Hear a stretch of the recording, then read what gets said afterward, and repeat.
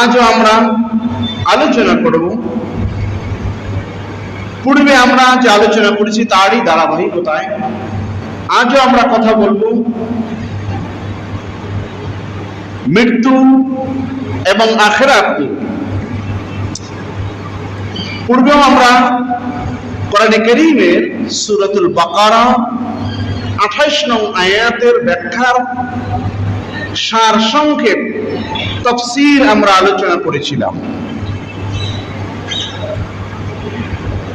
এই পৃথিবীতে আসার আগে আমরা একটা জগতে ছিলাম, সেই জগৎটার নাম হচ্ছে রূহের জগৎ বা আলমে আরওয়াহ। সেখান থেকে পিতামাতার মাধ্যমে এসেছি আমরা দুনিয়া। এই দুনিয়া থেকে যেতে হবে কবর। সেই কবর সেটাও চিরস্থায়ী নয়, সেখান থেকে উঠতে হবে ময়দানে হাসর, বিচারের মাঠ। সেখান থেকে হিসাব আনতে কেহ জান্নাত না হয় কেহ জাহান্নাম। এই আমাদের যাত্রা পথগুলো, আমাদের ঘাঁটিগুলো সম্পর্কে আমরা কথা বলছিলাম। গত জুমায় আমরা আলোচনা করেছিলাম কবর নিয়ে।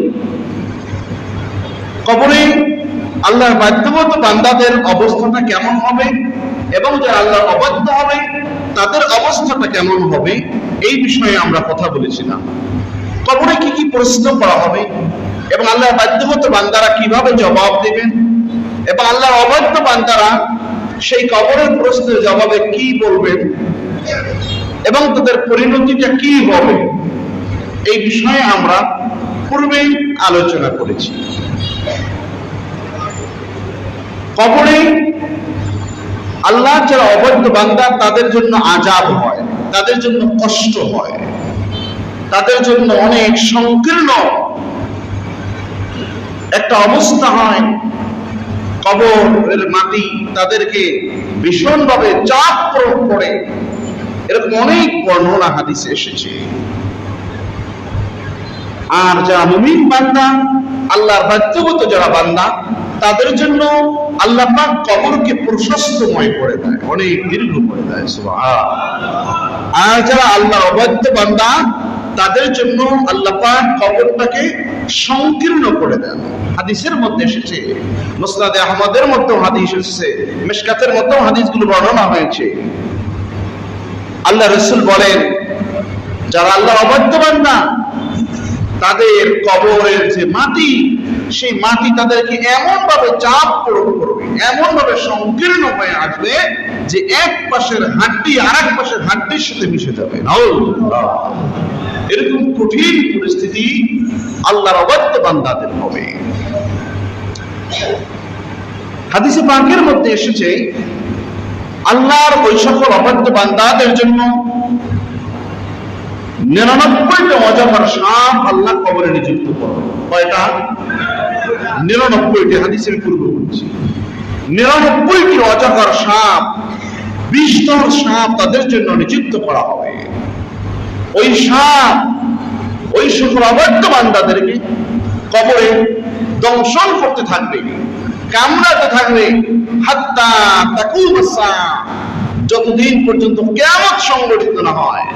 সেই কিয়ামতের পূর্ব মুহূর্ত পর্যন্ত ওই ব্যক্তিকে তার হাসু কামড়াতে থাকবে, দংশন করতে থাকবে। লাউ আন্না তিন্নিনান মিনহা নাফাখা ফিল আরদ মা আমবাতাত খাদরা, সেই বিষধর সাপ যদি দুনিয়ার জমিনে একবার নিঃশ্বাস ফেলতো, একবার যদি কোন জায়গায় দংশন করত, এই পৃথিবীতে কোন সবুজ গাছপালা তরুলতা বলতে কিছুই জন্মাইত না। জোরে বলেন নাউযুবিল্লাহ। সবুজ কোন গাছপালা তরুলতা কিছুই কি হতো না, জন্মাতো না। সেই সাপ যদি একবার এই পৃথিবীতে দংশন করতো, একবার যদি শ্বাস করতো, তাহলে তার বিষক্রিয়াটা কেমন, কত কঠিন হবে, কত ভয়াবহ। কবরে এইরকম কঠিন পরিস্থিতি হবে। হযরত জাবের রাদিয়াল্লাহু তাআলা আনহু তিনি একখানা হাদিস বর্ণনা করেছেন।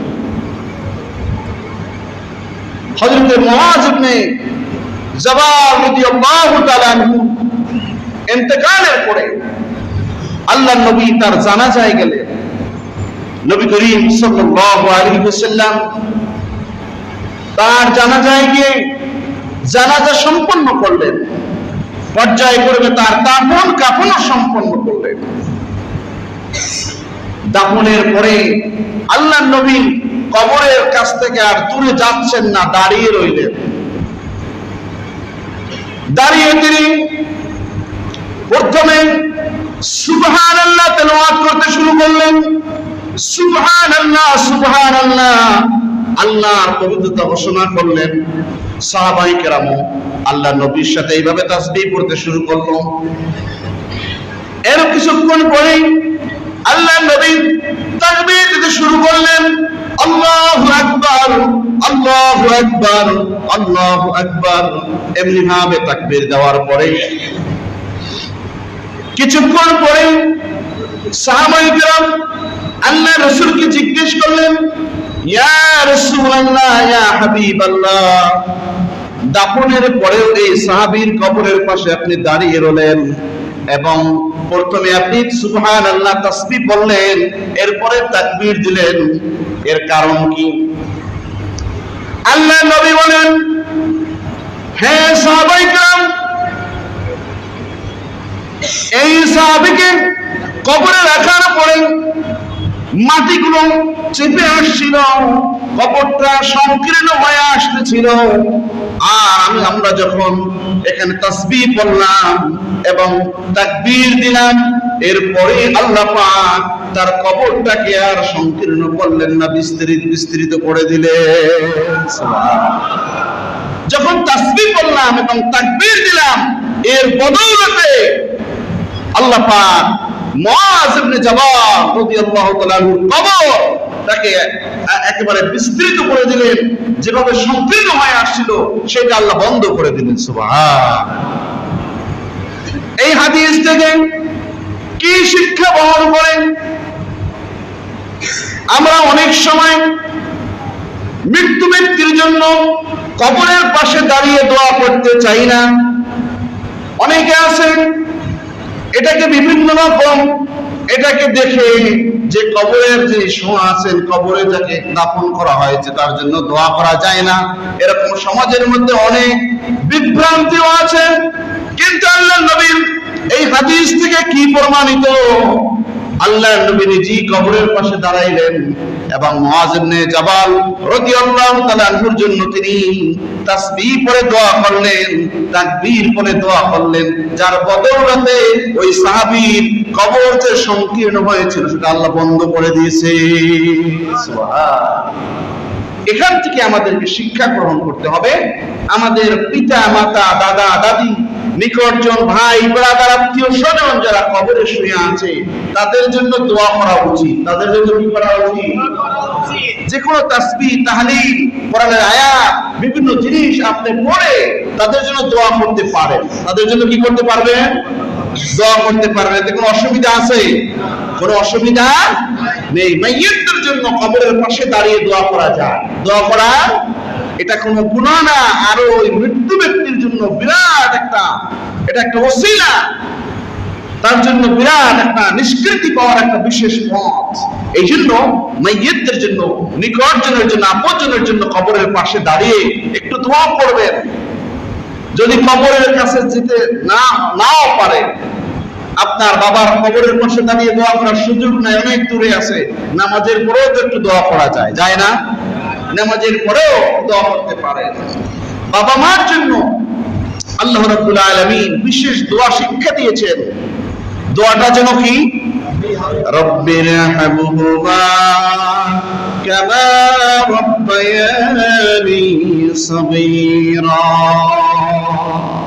এই দোয়া শিক্ষা দিয়েছেন কে? কে শিক্ষা দিয়েছেন? জোরে বলেন, কে শিক্ষা দিয়েছেন? আল্লাহ।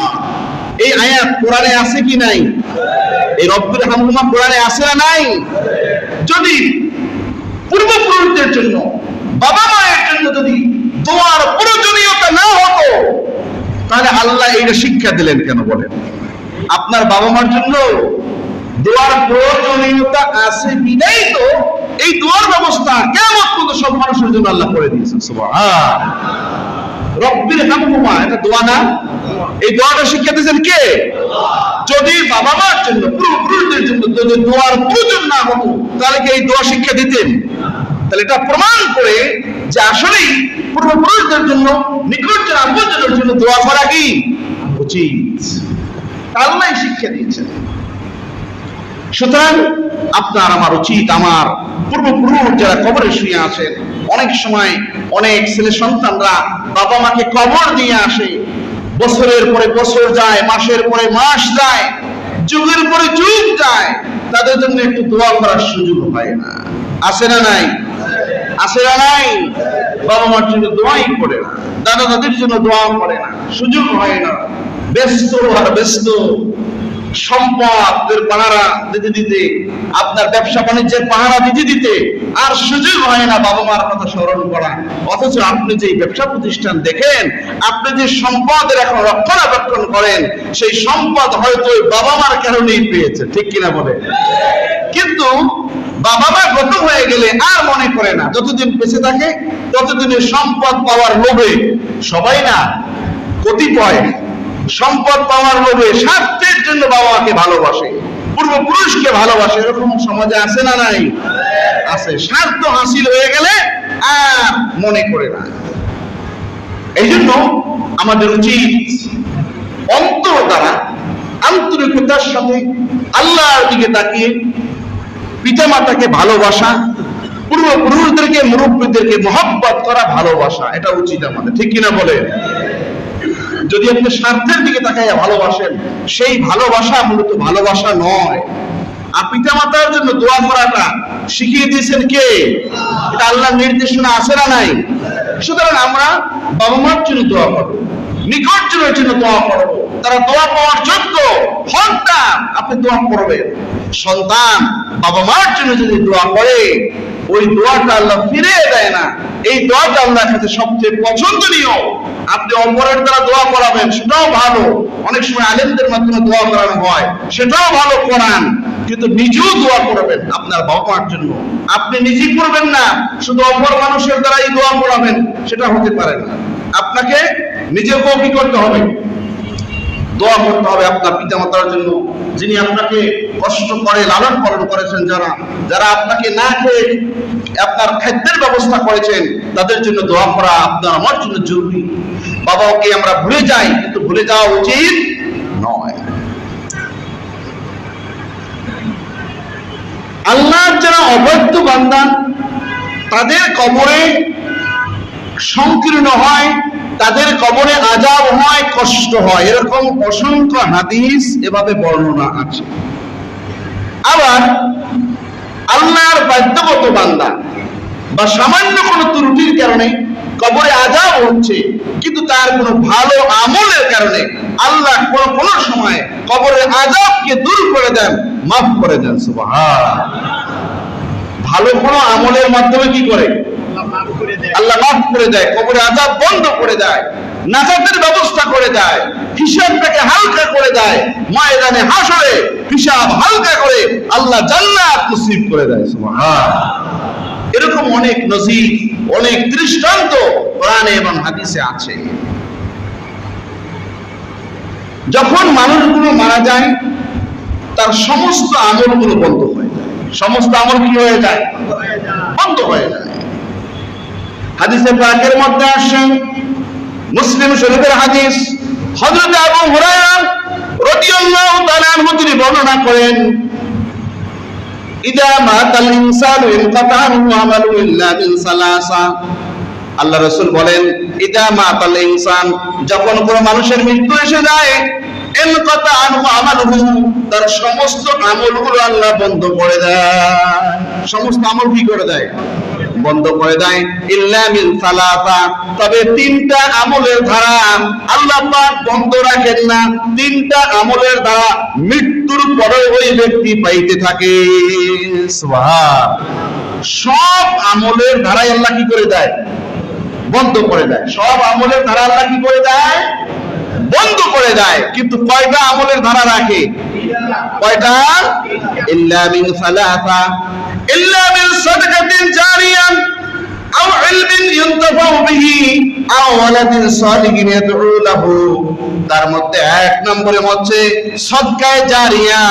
দুনিয়ায় থাকা অবস্থায় কোন মানুষ যদি সদকায়ে জারিয়া করে, ধর্মীয় কোন প্রতিষ্ঠান, ধর্মীয় কোন কাজে যদি সাহায্য সহযোগিতা করে, যেমন মসজিদ, মাদ্রাসা সহ এরকম কোন জনকল্যাণমূলক কাজে যদি সাহায্য সহযোগিতা করে, যেই প্রতিষ্ঠান, যেই দ্বীনি ইলমের মারকাজ আপনার মৃত্যুর পরেও জারি থাকবে, সেই স্থানে যদি আপনি সদকায়ে জারিয়া স্বরূপ কিছু দান করেন, সদকা করেন, টাকা দিয়া হোক, পয়সা দিয়া হোক, জমিন দিয়া হোক, এইটা মৃত্যুর পরেও ওই ব্যক্তি পাইতে থাকে। সুবহান। মৃত্যুর পরেও কি করে পেতে থাকে, সবের ধারাগুলো জারি থাকে। যেমন আপনি একটা মসজিদ নির্মাণ করলেন, কিংবা মসজিদে কিছু টাকা পয়সা দিয়ে সাহায্য করছেন, কিংবা মসজিদে জায়গা দিয়ে সাহায্য করেছেন, আপনার মৃত্যুর পরেও ওই ধর্মীয় প্রতিষ্ঠান থাকবে কি থাকবে না বলেন? আপনার মৃত্যুর পরেও ওই মসজিদ থাকবে কি থাকবে না? থাকবে। আপনার মৃত্যুর পরেও ওই ধর্মীয় প্রতিষ্ঠান থাকবে কি থাকবে না? থাকবে। আপনি একটা ব্রিজ নির্মাণ, একটা রাস্তা নির্মাণ করে দিলেন, আপনার মৃত্যুর পরেও ওই রাস্তাটা থাকবে কি থাকবে না? জনকল্যাণমূলক কাজের জন্য আপনি এরকম ব্রিজ, এরকম রাস্তা সহ অনেক জনকল্যাণমূলক কাজে আপনি ব্যয় করেছেন, কিন্তু আপনার মৃত্যুর পরেও সেই জিনিস জারি আছে, কায়েম আছে, মানুষ উপকার পায়। এই কারণে মৃত্যুর পরেও আপনি এটা সব পাইতে থাকবেন। সুবহান, সুবহান। সব আমল কি হয়ে যায়? বন্ধ হয়ে যায়। হাদিসে কি বলছে? সব আমল মৃত্যু হওয়ার সাথে সাথে বন্ধ হয়ে যায়। কিন্তু কয়টা আমল থাকে? কয়টা আমল থাকে? তার মধ্যে একটা হচ্ছে, যদি এরকম সদকায়ে জারিয়া স্বরূপ কিছু করে যেতে পারেন, এরকম যদি গাছ রোপণ করে যেতেই পারেন, তাহলে ফল পাওয়ার আশা আছে। আপনি করবেন না, আপনি পেতেই থাকবেন, বন্ধ হবে না। এরকম কিছু কাজ করে যাওয়া উচিত। কারণ কারীমের মধ্যে আল্লাহ রাব্বুল আলামিন সূরা বাকারার মধ্যে ঘোষণা করেছেন, যেই দিন ক্রয় বিক্রয় থাকবে না, সেই দিনের পূর্ব মুহূর্ত পর্যন্ত তোমরা আল্লাহর রাস্তায় ব্যয় করো। যেই দিন ক্রয় বিক্রয় থাকবে না, সেই দিনের পূর্ব মুহূর্ত পর্যন্ত তোমরা আল্লাহর রাস্তায় কি করো?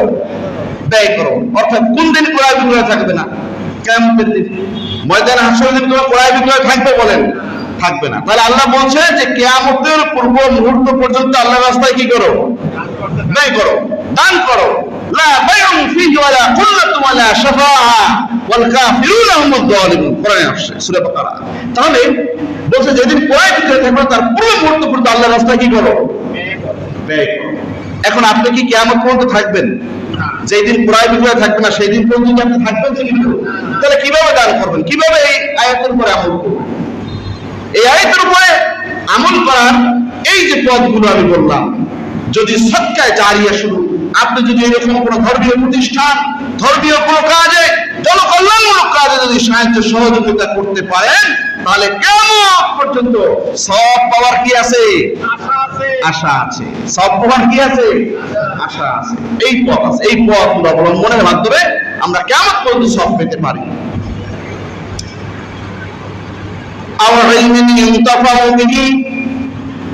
তিনটা বিষয়ের আমল জারি থেকে, তার মধ্যে 2 নম্বর হচ্ছে, যদি কোনো ব্যক্তি দুনিয়ার জমিনে ইলম রাখা যায়, জ্ঞান রাখা যায়, বিদ্যা রাখা যায়, যে ইলমের মাধ্যমে তার মৃত্যুর পরেও মানুষ উপকার পায়। মৃত্যুর পরেও কি পায়? উপকার পায়। এটার মাধ্যমে মৃত্যুর পরে সে সব পেতে পারে। যেমন অনেক মহামনীষীরা অনেক কিতাব লিখে গেছেন। কি লিখছেন? অনেক কিতাব লিখে গেছেন। যে সমস্ত মহামনীষীরা, যে সমস্ত রাইটাররা, ধর্মীয় নেতারা অনেক কিতাব লিখে গেছেন, সেই কিতাবগুলো পড়ে আমরা আজও উপকার পাই। ইমাম গাজ্জালী রাহমাতুল্লাহ আলাইহি অনেক কিতাব লিখে গেছেন। এরকম মহামনীষীরা অনেক কিতাব লিখে গেছেন, যে কিতাবগুলো আজও আমরা পড়তে পারতেছি। যারা এরকম দ্বীনের রাহবার ছিলেন, যে কিতাবগুলো লিখে গেছেন, সেই কিতাবগুলো আজও আমরা লাইব্রেরিতে পাওয়া যায়, আমরা পড়াশোনা করি, আমরা সেখান থেকে অনেক কিছু শিখতে পারি। ওই ব্যক্তি যে ইলম রেখে গেছেন, যে তার জ্ঞানটাকে তিনি ছড়িয়ে গেছেন, যেটার মাধ্যমে তার মৃত্যুর পরও মানুষগুলো উপকার পায়, মানুষগুলো ফায়দা পায়, এই কারণে ওই ব্যক্তি মৃত্যুর পরও সব পেতে থাকে। সুবহান। 3 নম্বরে আও ওয়ালাদিন সালিহিন ইয়াদউ লাহু, যদি কোনো ব্যক্তি নেক সন্তান দুনিয়ায় রেখে যায়, কি সন্তান? নেক সন্তান যদি দুনিয়ায় রেখে যায়, এই নেক সন্তানের মাধ্যমে মৃত্যুর পরে সব পেতে থাকে। সুবহান। নেক সন্তানের মাধ্যমে কি পাওয়া যায়? সব পাওয়া যায় মৃত্যুর পরে। ইয়াদউ লাহু, ওই সন্তান বাবা মার মৃত্যুর পরে সে দাঁড়িয়ে কি করে? বাবা মার জন্য দোয়া করে। এ কারণে কি সব পায় কি পায় না? পায়। এমনকি নেক সন্তান বলতে অনেক অর্থ আসে। যদি কোনো ব্যক্তি তার সন্তানকে ভালো আলেম বানায়, মুহাক্কিক আলেম হিসেবে তৈরি করে, ওই আলেমের বদৌলতে, ওই আলেম রেখে যাওয়ার কারণে, আলেম হিসেবে সন্তানকে করে দেওয়ার কারণে, গঠন করার কারণে ওই আলেমের দ্বারা মানুষগুলো উপকার পায়, অসংখ্য মানুষ সত্যের দিশা পায়, হেদায়েত পায়, এবং ওই মানুষের মাধ্যমে আরো কত মানুষ ভালো পথের সন্ধান পায়। এভাবে কিয়ামত পর্যন্ত খেদমত জারি থাকে, যার কারণে ওই নেক সন্তানের মাধ্যমে কিয়ামত পর্যন্ত ওই ব্যক্তি কবরে বসে সব পাইতে থাকে। সুবহান। তাহলে নেক সন্তান রেখে যাওয়ার মাধ্যমে সব পাওয়ার কি আছে? আশা আছে। তো নেক সন্তানের ব্যাপারে আমি একটি উদ্ধৃতি দিচ্ছি। তাফসীরে কাবীরের মধ্যে হাদিসের মর্মে এই কথাগুলো লেখা আছে। হযরত ঈসা আলাইহিস সালাতু ওয়াস সালামের জামানায় হযরত ঈসা আলাইহিস সালাতু ওয়াস সালাম কোন এক কবরের পাশ দিয়ে যাচ্ছিলেন। কবরের পাশ দিয়ে যাচ্ছিলেন, তিনি দেখলেন কবরটায় ভীষণ আযাব হইতেছে, ফেরেশতারা কোন ওই কবরবাসীকে শাস্তি দিতেছে। তিনি এটা অনুভব করে চলে গেলেন। হযরত ঈসা আলাইহিস সালাতু ওয়াস সালামকে আল্লাহ পাক অনেক মুজিজা দিয়েছিলেন, অনেক মুজিজা দিয়েছিলেন। তিনি এই কবরের হাল অবস্থা দেখতে পারতেন, মৃত্যুকে জীবিত করতে পারতেন, জন্ম অন্ধকে ভালো করতে পারতেন। এরকম অনেক মুজিজা আল্লাহ তাকে দিয়েছিলেন কিনা? তো হযরত ঈসা আলাইহিস সালাতু ওয়াস সালাম তিনি কবরের পাশ দিয়ে যাচ্ছেন, দেখতেছেন কবরে কি হইতেছে? আযাব হইতেছে, কষ্ট হইতেছে। তিনি চলে গেলেন। কিছুদিন যাইতে না যাইতে অনেকদিন পরে আর কি হযরত ঈসা আলাইহিস সালাতু ওয়াস সালাম ওই পথ দিয়ে আবার আসলেন। দেখলেন আজ কবরে কোনো আযাব নাই। কবরে কি নাই? আজকে কোনো শাস্তি নাই, আযাব নাই। কবরে শান্তি বিরাজ করতেছে, জান্নাতি নাজ নিয়ামত শুরু হয়ে গেছে। তিনি এটা অনুভব করলেন। হযরত ঈসা আলাইহিস সালাতু ওয়াস সালাম তিনি চিন্তায় পড়ে গেলেন। কারণ কি? কিছুদিন আগে দেখলাম এই কবরে ভীষণ আযাব হইতেছে, আর আজ দেখতেছি কবরের আযাবগুলো আল্লাহ বন্ধ করে দিয়েছে। তার কারণ কি? হয়তো এই ব্যক্তি কোনো ভালো আমল করেছে, হয়তো তার কোনো আমল আল্লাহর কাছে পছন্দ হয়ে গেছে, যার কারণে একটা টাইমের ব্যবধানে, একটা মেয়াদ উত্তীর্ণ হওয়ার পরে তাকে আল্লাহ মাফ করে দিয়েছেন, তার কবরে আযাবকে আল্লাহ বন্ধ করে দিয়েছেন। হযরত ঈসা আলাইহিস সালাতু ওয়াস সালাম বিষয়টা বোঝার জন্য, জানার জন্য তিনি লোকজনকে জিজ্ঞেস করলেন, এই কবর কার? কোন ব্যক্তির কবর? লোকজনের কাছে জানতে পারলেন যে অমুক বাড়ির অমুক সাহেবের কবর। তিনি ওই বাড়িতে চলে গেলেন। যাওয়ার পরে জানলেন ওই ব্যক্তির স্ত্রী জীবিত আছে, ওই মৃত্যু ব্যক্তির স্ত্রী জীবিত আছে। তার কাছে গিয়ে সাক্ষাৎ করলেন, জিজ্ঞেস করলেন, হ্যাঁ নারী, তোমার স্বামী যে মৃত্যুবরণ করেছে তার কোনো ভালো কোনো আমল আছে কিনা আমাকে বর্ণনা করো। তিনি দুনিয়ায় কি কি করে গেছেন?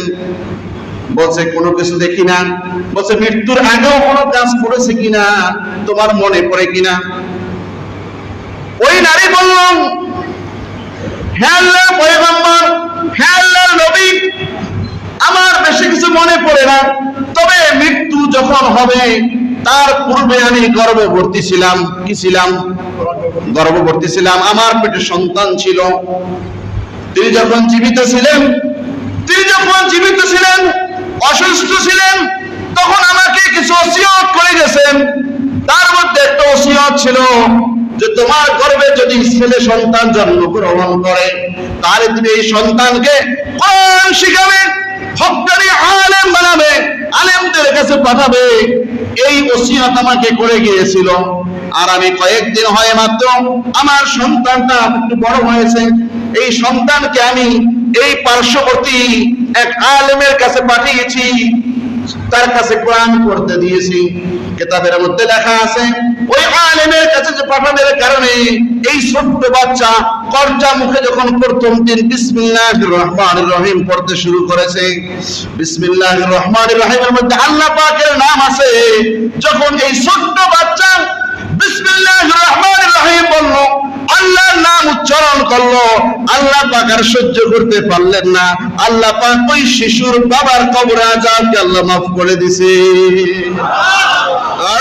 সুবহানাল্লাহ।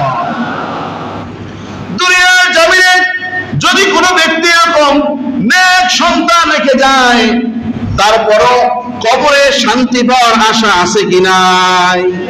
আশা আছে কি নাই? আছে। যদি দুনিয়ায় নেক সন্তান রেখে যেতে পারেন, যদি কোরআন শিখাতে পারেন, হাদিস শিখাতে পারেন, হক্কানি আলেম হিসেবে যদি সন্তানকে গঠন করতে পারেন, তাহলে মৃত্যুর পরে কবরে গিয়ে শান্তি আছে, হাসরে গিয়ে শান্তি আছে, আখিরাতে আপনি প্রত্যেক স্তরে শান্তি পাবেন।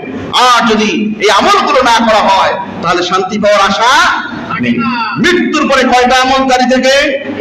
কয়টা আমল বলছি? তিনটা। এক নম্বরে সদকা জারিয়া, দুই নম্বর বলছে যদি এলেম রেখে যায় দুনিয়ায়, আর একটা কি? নেক সন্তান, আর একটা কি? এই তিনটা আমল করার জন্য আমরা সকলেই চেষ্টা করবো। রাজি আছি? যার জন্য আল্লাহ সকলকে কবুল করুন বলে আমিন। ওয়া আখির দাওয়ানা আলহামদুলিল্লাহ।